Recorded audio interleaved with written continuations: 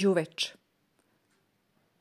Poznat širom Balkana kao tradicionalni paprikaš od povrća, sa ili bez dodatka mesa.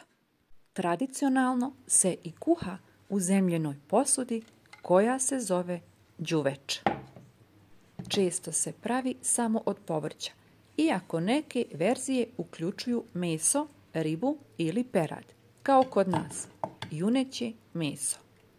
Meso staviti u zemljenu posudu da se zapeče, a u međuvremenu oguliti i isjeći nekoliko krompira. Zatim pripremiti i povrće. Povrće dodajete po izboru.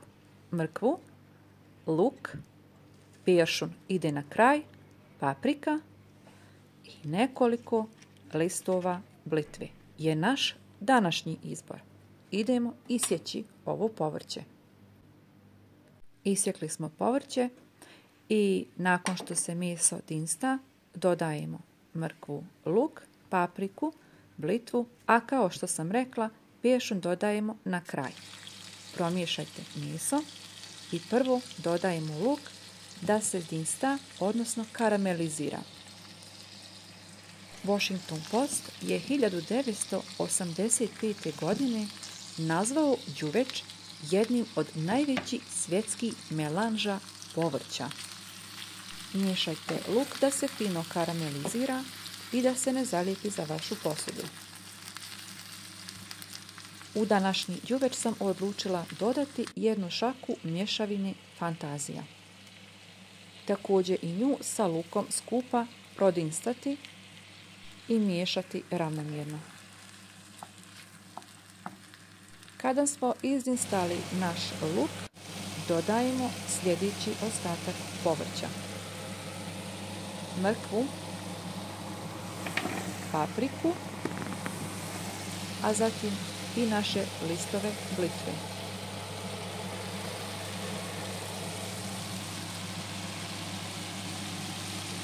I za potpuniji ukus nezaboravne povrtne kocke koje smo spremali, a recept imate na našem kanalu.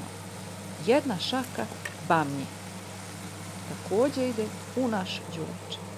A onda dolaze i krompiri koje smo pripremili.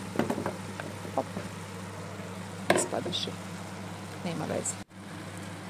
Sada promiješamo cijelu smjesu da rasporedimo povrće ravnomjerno.